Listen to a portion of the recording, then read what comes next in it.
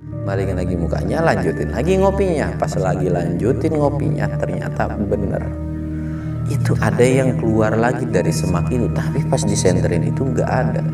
Dan mendadak ada salah satu rombongan yang di satu area camp itu turun dan kelihatan tuh tampang-tampang mereka tuh pada pucet semua.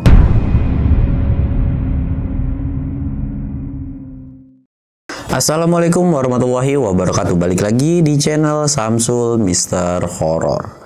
Pada kesempatan kali ini gue bakal ngebawain cerita tentang pendakian lagi nih, yang kurang lebihnya dari Gunung Sumbing. Kira-kira ada cerita apa nih? Buat lu yang penasaran, lu wajib pantengin video ini sampai habis.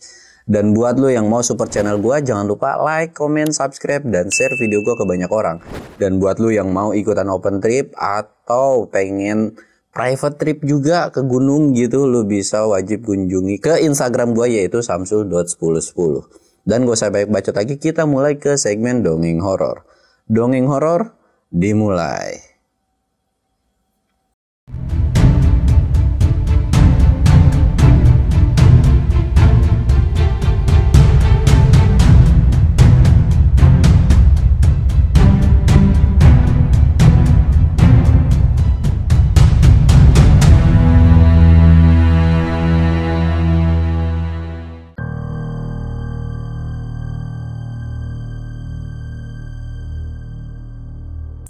Sebelum masuk ke ceritanya, kita ritual kayak biasa.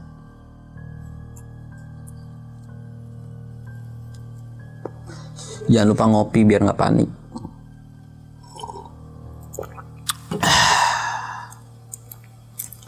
Nah, jadi cerita ini tuh sebetulnya dari salah seorang yang sebut aja namanya Paijo.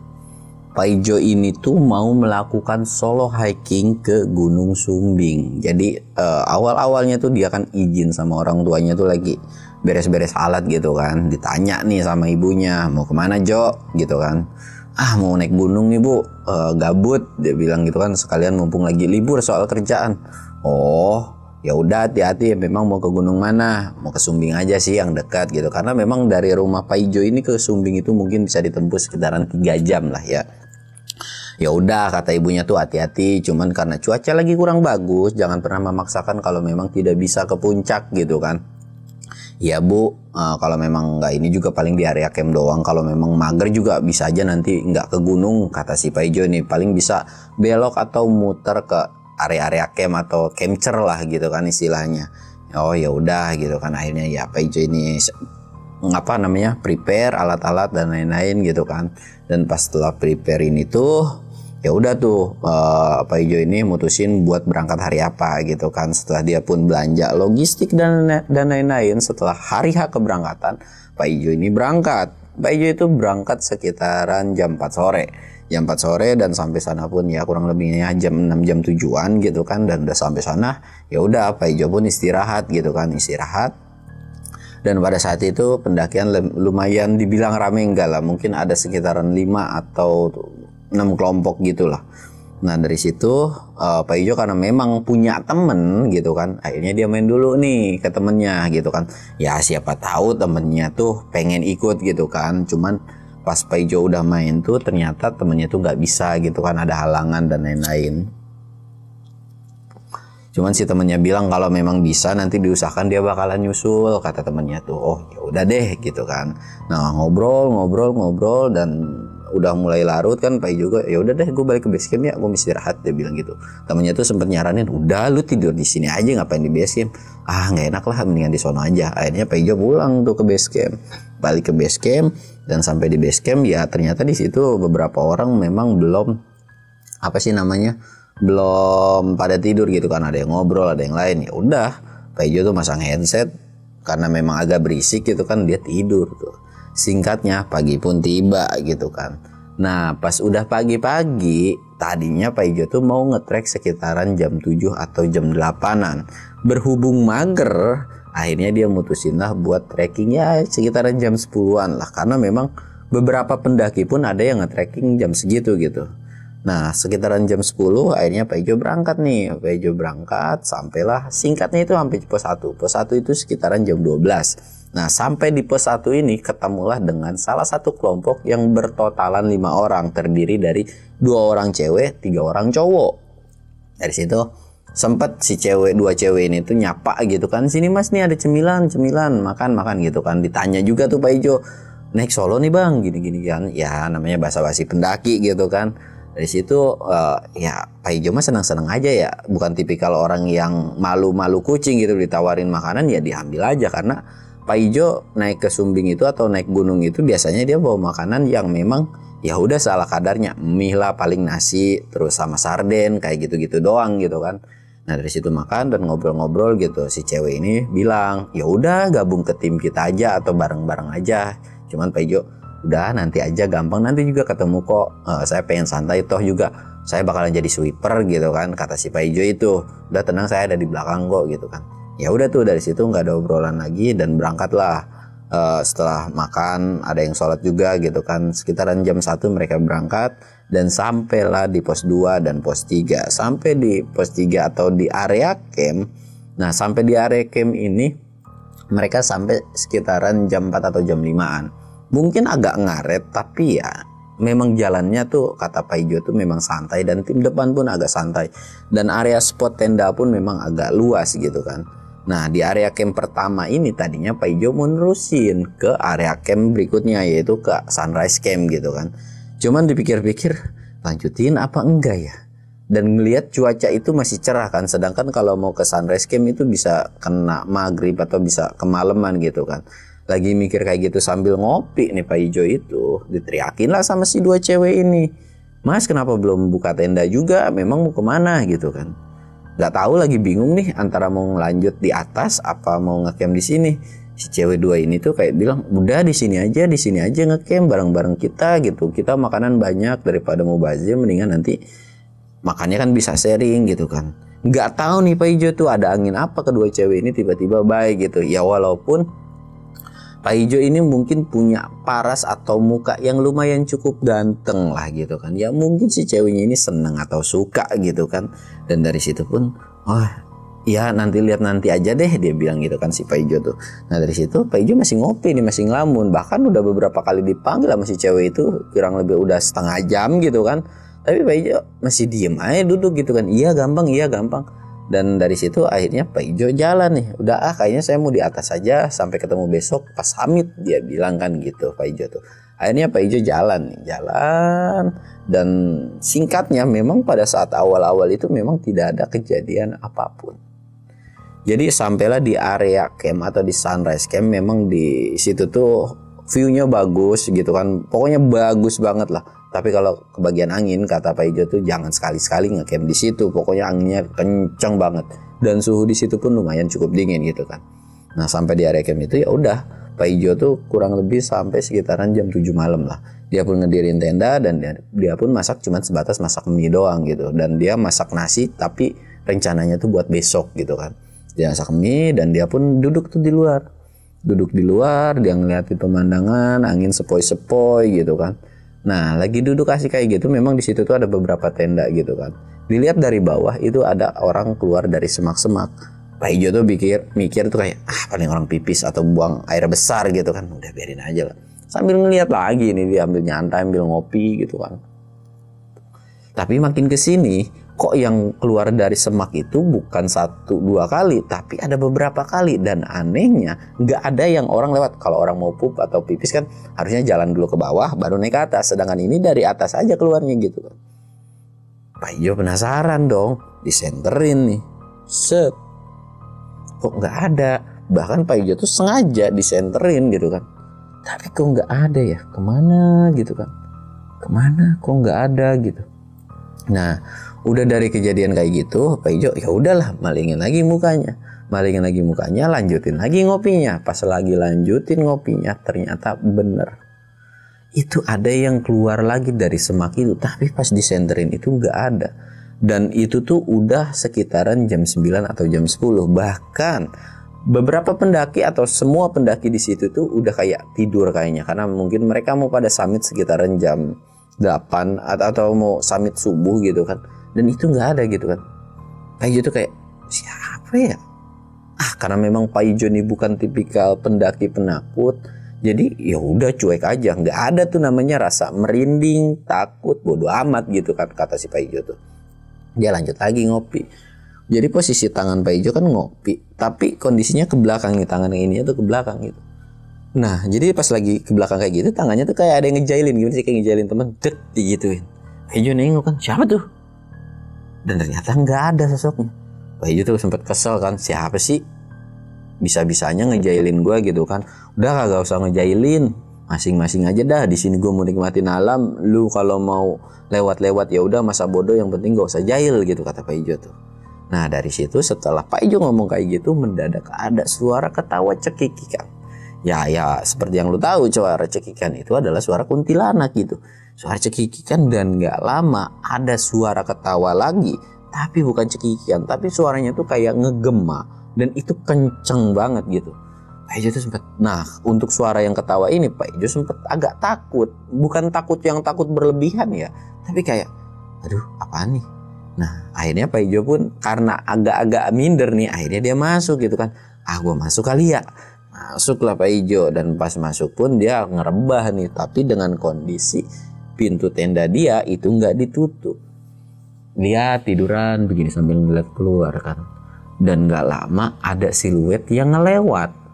Tapi kok ngelewatnya kayak beda, sosoknya tuh kayak tinggi gede gitu kan, dan bukan kayak kelihatan. Jadi kalau kondisi lampu kan nyala kayak gini nih, kan kalau orang mah kelihatan lah kayak orang gitu kan, tapi ini mah kayak gede aja nutupin gitu. Pak Ijo sempet bangun gini,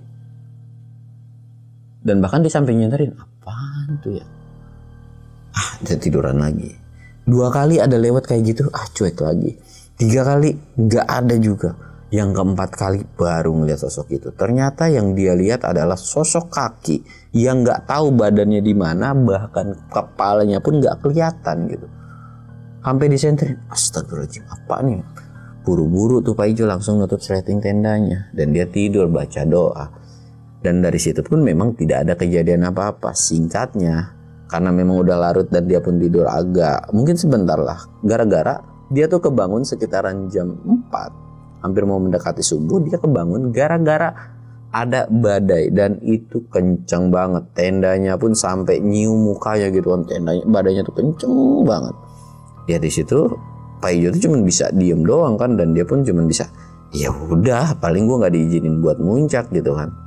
Nah sekitaran jam 5 kalau nggak salah, dia tuh badai itu udah mulai reda, dan dia pun coba keluar. Ternyata suhu di luar itu beneran dingin, bener-bener dingin. Mungkin menurut Pak Ijo itu mungkin sekitaran 6 sampai 8 derajat lah, dan lu bisa bayangin sedingin apa gitu kan kalau suhu segitu. Dan dia ngecek nih, kok tenda yang lain pada kosong, apa mereka samit? Iseng-iseng lah si Pak Ijo ini nyenterin ke beberapa tenda, dan ternyata tendanya itu pada kosong. Mungkin mereka pada samit gitu kan. Dalam hati Pak Ijo, buset, pada maksain amat ini orang pada samit gitu kan, nggak takut bahaya apa badai. Dan kelihatan dari bawah area camp dia ke puncak itu kayak ada awan yang nutupin si puncak itu, dan udah bisa dipastikan kalau ada awan kayak gitu di atas itu badainya parah gitu kan. Ya udah dah, bodo amat gitu kan, toh bukan rombongan gua ini, mau ngebantuin juga gimana gitu kan, orangnya juga udah jalan nggak tahu sampai mana. Dan dia pun ya udah nyantai-nyantai di situ, ngopi terus makan, bahkan karena kondisi pada saat itu udah mulai jam 5 kan. Nah jam 5 singkatnya terang itu sekitaran jam 6. Sekitaran jam 6 ini ternyata rombongan yang dibawa itu pada muncak atau pada summit, yaitu rombongan yang ketemu sama si Pak Ijo ini gitu kan, yang 2 cewek 3 cowok. Dan kebetulan yang paling pertama nyampe adalah cowoknya dulu gitu kan. Dan itu pun sempat ditanya, oh lu ngecamp di sini bang? Iya. Kok nggak summit? Nggak, ada badai, lihat aja di atas gitu kan. Padahal udah diperingatin nih sama si Pak Ijo. Enggak kali, ini enak-enak aja, memang ada badai gitu kan.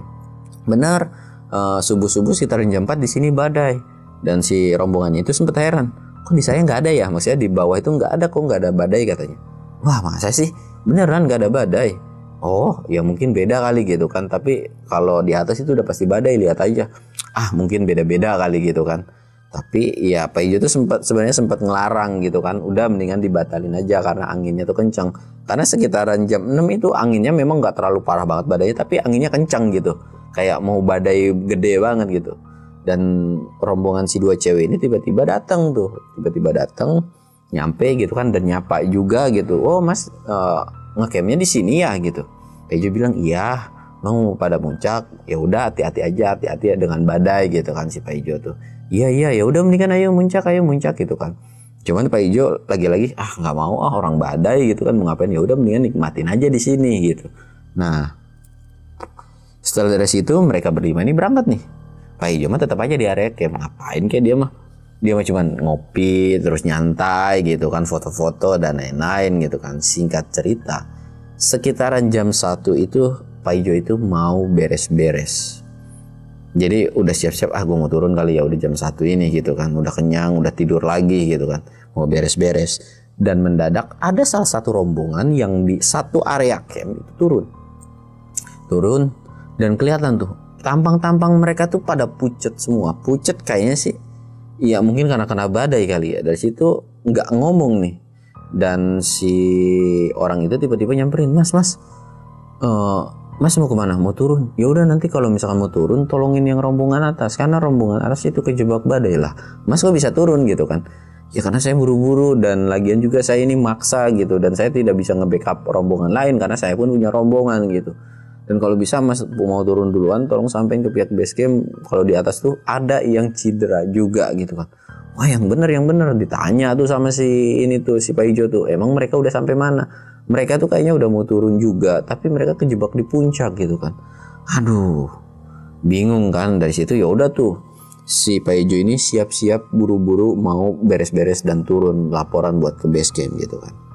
Nah udah kayak gitu, tapi pas udah mau jalan tiba-tiba ingat kalau mau ngasih tahu orang bawah kan ya setidaknya ada informasi. Akhirnya ditanya lagi nih detailnya gitu kan, dia ada di mana, terus berapa orang yang di atas, bla bla bla lah intinya ditanya gitu kan. Dan setelah dapat penjelasan kayak gitu, akhirnya buru-buru tuh lari Paijo kan, lari. Dan ternyata kondisi Paijo turun itu mungkin ada sekitaran setengah 2 atau hampir jam 2. Dia juga jadi karena memang udah lama juga tuh, jam 2 masih belum pada turun kan, ya udah lari. Singkatnya sampailah di base camp.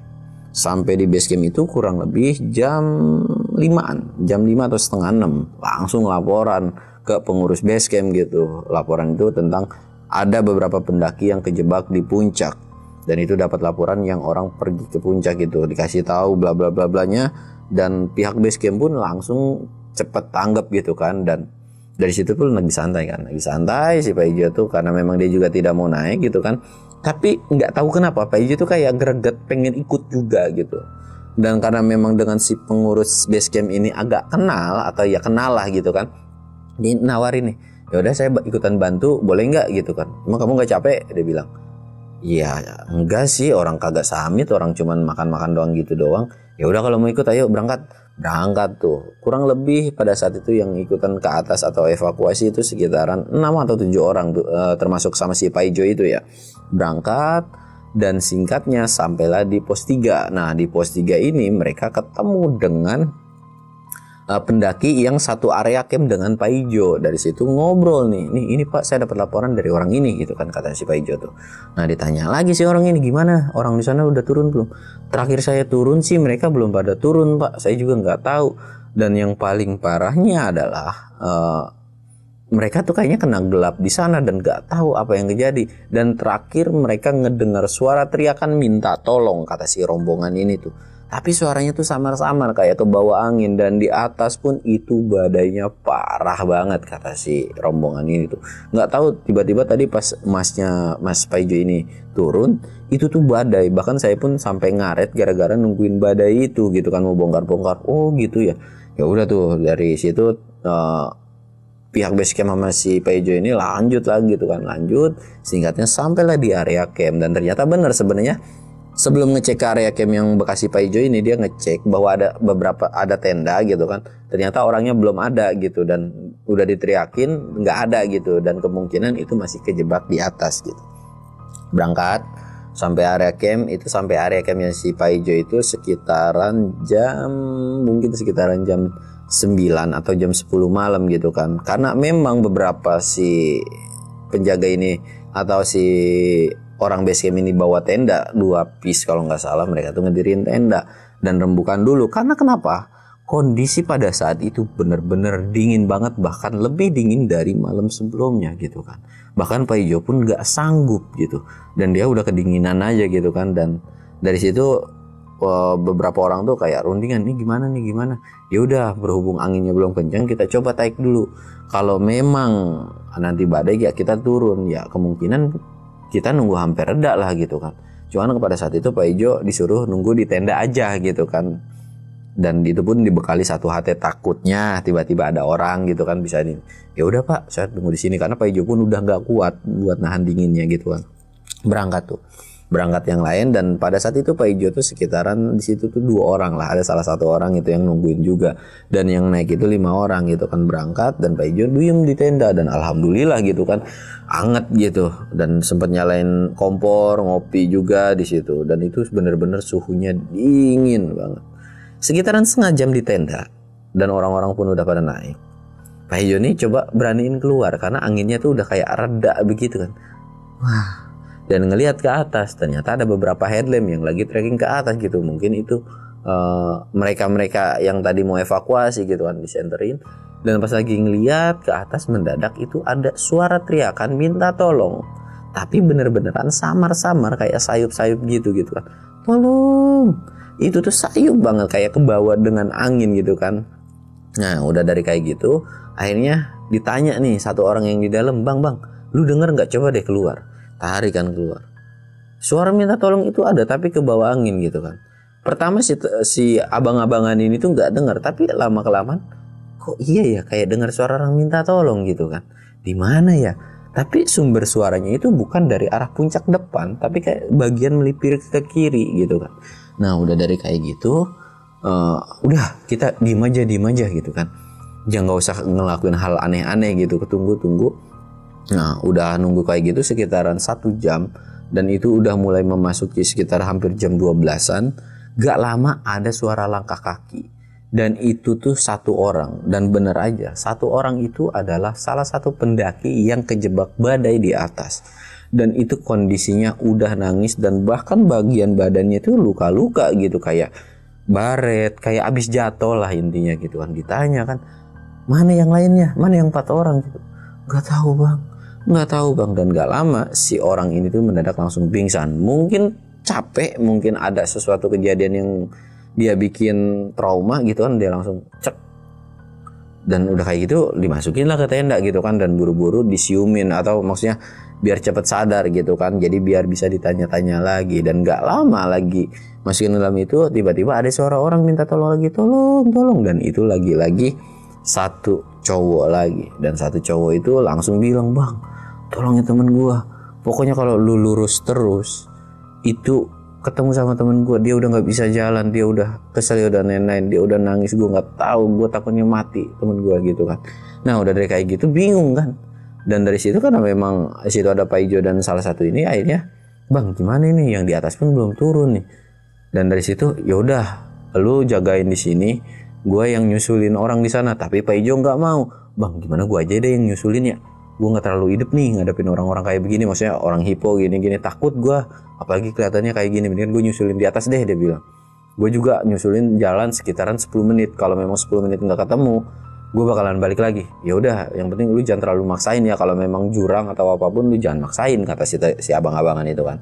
Ya udah, akhirnya bekal headlamp itu sekitaran udah mau jam 1, pakai headlamp jalan lagi sekitaran 15 sampai 20 menit. Ternyata benar ada salah satu cowok itu lagi apa sih namanya, tergeletak gitu, dan kayaknya kelihatan kedinginan dan kakinya tuh nggak kuat. Akhirnya dari situ buru-buru kan, dan dipencet denyut nadinya, alhamdulillah masih ada nafasnya gitu, digendong pakai samping, dan buru-buru lari, dan sampai itu di area camp. Dan sampai di area camp itu langsung nanya kan ke salah satu teman yang kedua ini, dia tuh lumayan masih strong lah intinya gitu kan. Ditanya, yang cewek mana?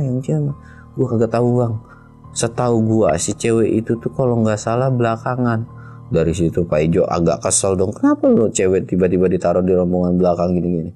Ya gimana bang, gua udah gini, gue juga takut, bla bla bla, panik lah intinya, sampai akhirnya ditinggalin. Nah kurang lebihnya tuh kayak gitu kan. Dari situ terus di mana kira-kira, kayaknya sih masih, gue nggak tahu jalur asli, nggak tahu jalur yang itu, pokoknya gue nggak ketemu. Karena Pas udah nggak ketemu itu pas bagian kabut parah dan badai parah banget, dan itu nggak kelihatan yang di belakang itu. Gue nggak tahu tuh kedua cewek itu. Wah, dari situ bingung kan. Dan udah kayak gitu, singkat ceritanya sekitaran jam 3 atau jam 4 itu yang dari puncak itu atau tim evakuasi itu udah turun. Dan pas udah turun memang dua cewek ini nggak ketemu ternyata. Dan sampailah ke ini kan, ya udah kita buru-buru deh evakuasi yang ada aja dulu dan harus ada yang tinggal di sini. Nah di situ tuh Pak Ijo tadinya mau pulang kan, udah gue pulang, cuman Pak Ijo tuh kayak kasihan dan kayak gimana sih, punya rasa iya gue nggak bisa gitu. Intinya ya udah deh gue stay di sini sampai evakuasi yang itu naik lagi, siapa tahu gue nungguin di sini nanti ada yang turun. Sebenarnya dari pihak base camp ini tidak mengizinkan gitu kan, cuman kayak lu yakin udah ditanya gitu, yakin. Ya udah akhirnya ya nungguin tuh, dan yang nungguin di situ pun bukan cuma Pak Ijo tapi ada 2 orang lah, dan 2 orang ini tidak boleh untuk naik, untuk turun, untuk nge-explore atau apapun gitu kan. Nah udah turun dan itu tuh Pak Ijo tuh sempat heran, bahkan udah siang mereka tuh kayak nyari di sekitaran area-area situ, bahkan Pak Ijo tuh nyari lagi ke lokasi situ dan itu beneran gak ketemu gitu. Dan sekitaran jam 12 siang itu ada kali ini tim evakuasinya lumayan cukup banyak, itu kurang lebih sekitaran 15 orang. Nah dari 15 orang ini akhirnya langsung pada gercep tuh, langsung pada nyari dan termasuk Pak Ijo pun ikut nyari karena kondisinya masih siang. Tapi Pak Ijo tuh nggak yang naik ke puncak, tapi kayak nyisir bagian samping-samping gitu, pada mencar lah, dibagi beberapa kelompok gitu kan. Nah Pak Ijo ini dengan satu si abang-abangan yang sebelumnya gitu kan, nyari dan Pak Ijo nemu beberapa cangkang plastik gitu kan, dan kelihatan dari cangkangnya itu tuh masih baru gitu. Bang, ini kayaknya masih baru dah, gak mungkin kalau yang kemarin, tapi ini kayak baru dibuka gitu kan. Iya nih kayak baru dibuka, dan langsung teriak, dan Pak Ijo pun langsung nyisir itu sampai kurang lebih jam 4 atau jam 5an ternyata ada kelihatan gitu, dan itu pun nyangkut di salah satu tebing. Jadi ada batu, dan dia tuh batu kalau dari atas tuh kan begini ya nenggel, tapi ini di belakang batunya itu jadi nggak terlalu kelihatan. Astagfirullahaladzim. Dan dicek lagi kan, Pak Ijo panik dong, denyut nadinya itu mendadak nggak ada gitu kan, dan bibirnya tuh udah pada biru. Dan langsung dari situ nyuruh buat si salah satu abang-abang ini, bang lu bawa deh ke situ, coba gue mau nyisirin lagi.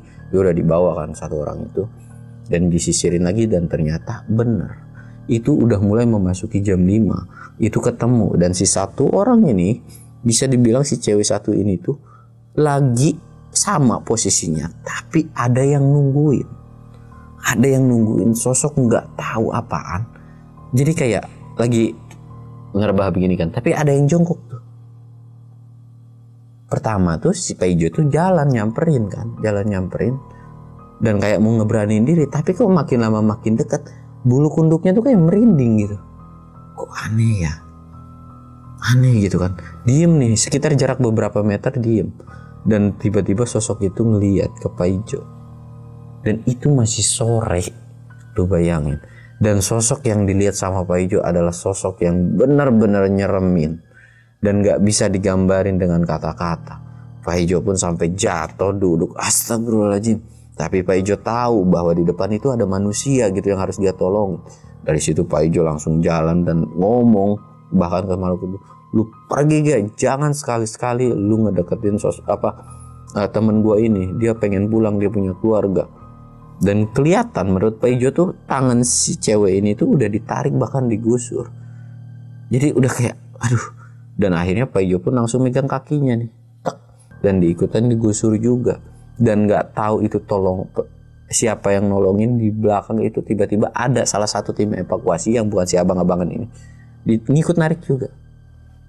Dan pas jadi tiba mendadak kan, senyum doang si orang itu tuh, senyum doang. Dan bilang, yuk udah kok. Dan si abang-abangan ini tuh bilang, udah lu gak usah ganggu tim ini, orang ini gitu, mereka tuh punya keluarga, jangan diganggu sekali-kali, lu pulang aja ke asal lu gitu kan. Dan alhamdulillah tiba-tiba sosok makhluk itu tuh cabut dan langsung digendong sama si abang-abangan itu tuh gendong. Dan singkatnya sampailah di area camp itu sekitaran 6:30. Nah sampai di area camp 6:30 ini mereka langsung bongkaran tenda dan langsung buru-buru turun itu sekitaran jam 8 atau jam 9 turun. Dan dari situ Paijo tuh sempat khawatir karena ada salah satu orang atau salah satu cewek itu yang denyut nadinya udah nggak ada. Dan sampailah mereka di base camp itu sekitaran jam 1 malam. Dan sampai di base camp itu tuh alhamdulillah. Karena pas sampai di base camp itu ternyata nggak tahu gimana, mungkin masih umurnya, si satu orang yang nggak ada nafas atau denyut nadi ini mendadak langsung sembuh. Jadi kayak ya tiba-tiba sembuh aja gitu kan. Nah udah kayak gitu kan mereka kan nggak mungkin ditanya-tanya, singkatnya mereka bermalamlah 1 hari di situ. Dan kemudian ya Paijo juga penasaran gitu kan kenapa mereka bisa kayak gitu. Dan sekitaran jam 12 siang gitu, jam 12 siang atau jam 1 siang akhirnya ditanya kenapa kalian kayak gitu. Ternyata ketiga pendaki ini atau ketiga orang ini yang cowok itu dia tuh gimana sih, kencingnya tuh kayak kencing bocah gimana, jadi pas lagi trekking tuh kencing aja jalan gitu, bahkan ya dimain-mainin gitu kan. Nah dari situ setelah kencing itu mendadak kabut parah dan itu mendadak angin langsung kenceng banget. Bahkan menurut pengakuan si cewek itu kayak sempat mau ke bawah dengan angin yang kencang banget gitu kan. Sempat kayak aduh kok bisa-bisanya angin ini kenceng banget gitu kan.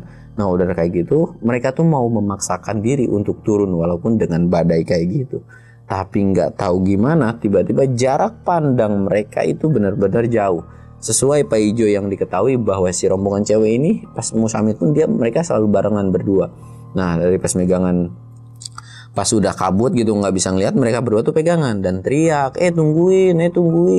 Tapi yang 3 itu malah teriak udah buruan gue nggak bisa nunggu nih, buruan keburu parah gitu kan. Nah dari situ mereka lepas kontak nggak barengan lagi, nggak tahu si 3 cowok ini kemana. Dan si cewek ini tiba-tiba ada yang ngeliat, jadi dari kabut itu tipis-tipis kayak di depan tuh ada orang. Kemungkinan itu mereka tuh beranggapan kalau yang di depan itu adalah teman mereka, tapi pas diikutin itu adalah sosok yang benar-benar nyeremin. Dan karena mereka panik akhirnya mereka keguling-guling dan jatuh lah gitu. Dan mereka pun sempat sadar 1 jaman gitu, dan mereka sempat jalan lagi turun ke bawah dan makan, dan lagi-lagi sosok itu benar-benar muncul lagi. Dan menurut pengakuan mereka itu nggak pernah ketemu siang. Jadi setelah kabut itu agak gelap ya udah kayak gitu aja situasinya gitu. Dan pas udah mau turun pun ya baru mereka ngelihat situasi yang terang gitu. Dan selama mereka kena kabut tuh mereka nggak ketemu yang namanya cerah, matahari dan lain-lain, benar-benar kabut dan angin badai gitu kan. Nah menurut pengakuan yang bertiga ini mereka tuh sama lagi-lagi ngelihat pendaki, yaitu pendaki yang summit bareng. Dan pendaki itu bilang, bang lewat sini aja, ayo bang gue bantuin evakuasi karena gue disuruh dari bawah nih buat ini dulu. Dan karena memang mereka pun tidak berpikiran aneh-aneh ngikutin tuh, dan ternyata bener si 3 ini malah dituduhin ke salah satu jurang yang lumayan cukup curam. Akhirnya mereka ngegelinding dan salah satu temennya itu kekilir gitu kan dan keseleo, dan dari situ pun ya udah mereka nggak sadar lagi dan pingsan. Sempat ada si temen yang kedua ini tuh sempat sadar, dan itu tuh bener-bener, jadi ada beberapa temen yang pingsan kan, dan itu kayak diseret dengan satu makhluk nggak tahu apa. Dan ya dia tuh kayak berusaha buat nyelamatin, ditarik juga gitu, dan baca yang dia bisa, dan alhamdulillah tiba-tiba nggak tahu gimana tiba-tiba kayak keselamatin. Bahkan ya beruntungnya tiba-tiba emasnya tuh datang bla bla bla gitu kan. Nah dari situ tuh ya udah itu tuh diperingatin, bahkan si tim ini pun langsung di blacklist gara-gara mereka tidak menaati peraturan, yaitu memaksakan diri ketika badai, yaitu summit gitu kan, dan melakukan sesuatu hal yang memang ya mungkin sah-sah aja sih kencing kayak gitu, tapi kan ya ada baiknya gitu kalau hal yang kayak gitu tuh tidak dilakuin, terlepas dari lu percaya atau tidak dengan hal gaib gitu kan. Ya kalau memang itu jalur trek kan bisa aja nanti bau gitu kan ke pendaki lain, dan ya memang tidak boleh dilakukan lah. Kalau memang lu pipis ya melipir dikit lah gitu ke arah yang jauh, jangan dekat dari trek nantinya bau gitu. Nah mungkin ceritanya cukup sekian aja. Pelajaran yang bisa diambil dari sini adalah ya intinya hargailah, walaupun ada budaya yang kayak gimana ya tidak serta-merta lu seenak jidat lu aja gitu kan, lu mau ngelakuin hal aneh-aneh gitu. Dan ya kalau udah kena akibat kayak gini kan lu sendiri. Dan apalagi pelajaran yang bisa diambil dari sini adalah jangan sekali-kali ninggalin temen sependakian lu, karena itu bisa fatal banget.